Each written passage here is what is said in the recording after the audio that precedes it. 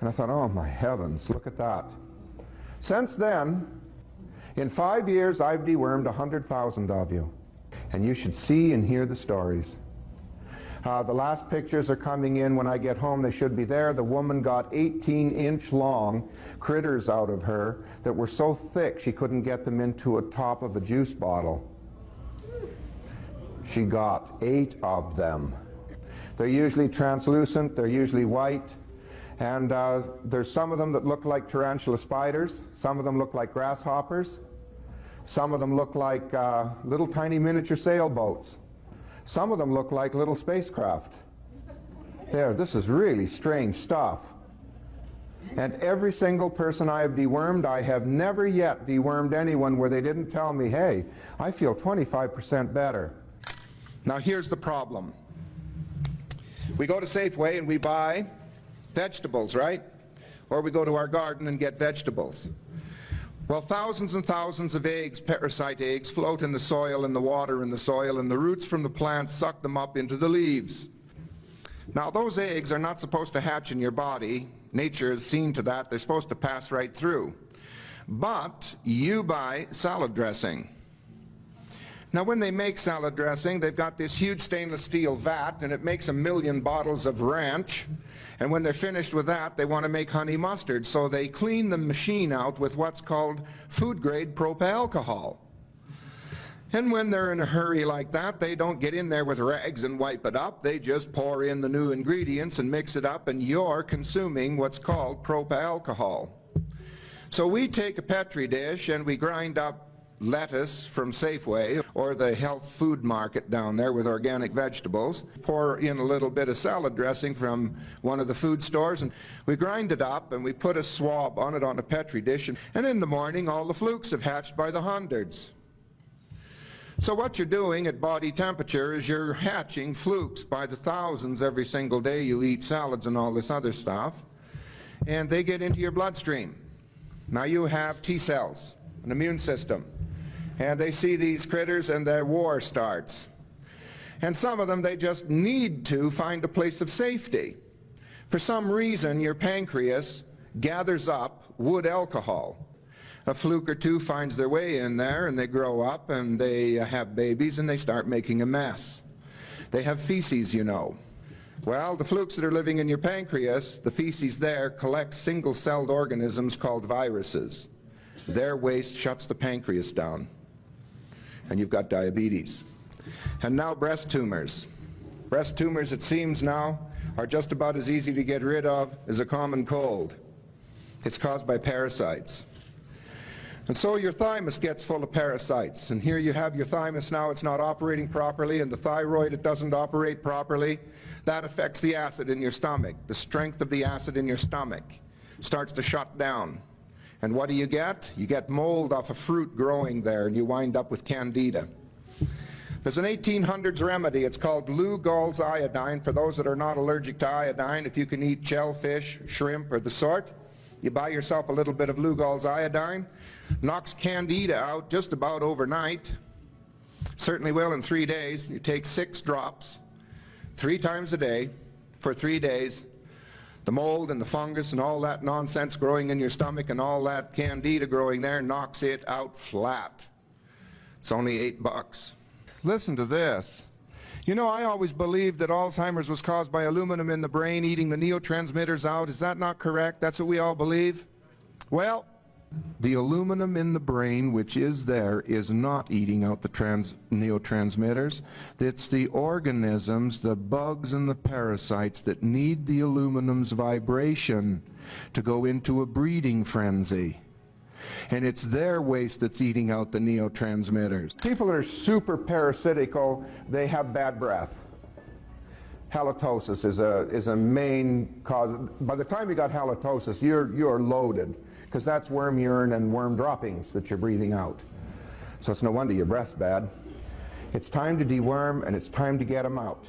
So what I've discovered, and this is really important, you know when you go to the health food store and you do your thing and you get all those vitamins and you do this program and that program and you do all this stuff, you go so far and you can't get any further. You hit a wall, and you're aging, you're getting older. And so we put a program together, and I tell you it's a deworming program. When they get into your thymus, do you know what happens? Your thymus starts to shut down. It disturbs the quantity and quality of acid in your stomach, and as a result of that, you come down with Epstein-Barr, chronic fatigue syndrome, or candida. The mold now grows in your stomach because the acid isn't strong enough to kill it, and so the fruits you eat, here you've got a new problem. You're developing warts and all kinds of other things, and it's a mold problem. When you've got flukes in your thymus, you develop chronic fatigue and Epstein-Barr. All you need is a deworming program to shut it down.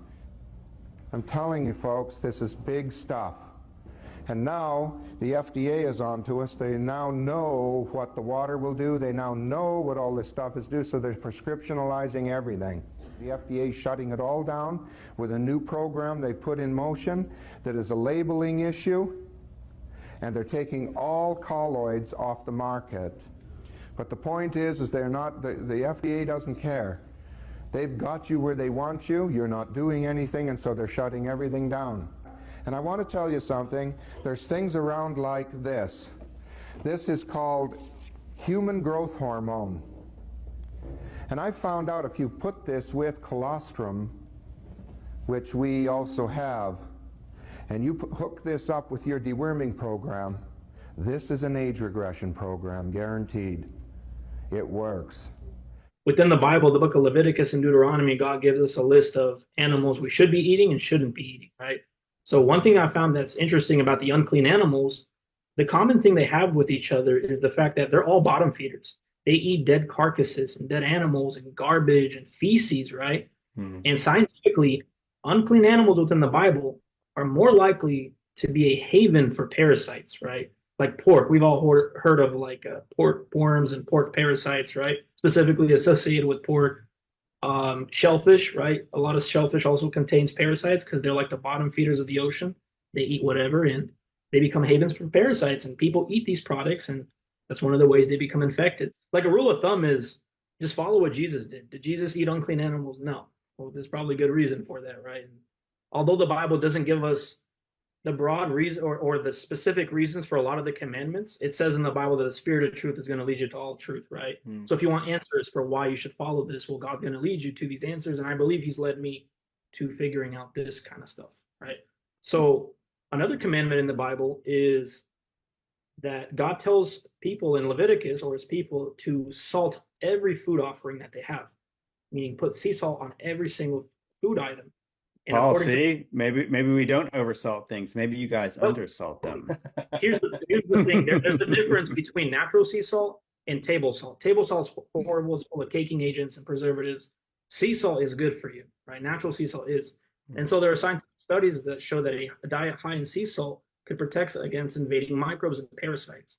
Every single food that you eat, every meat you cook with, put a decent amount of salt on it.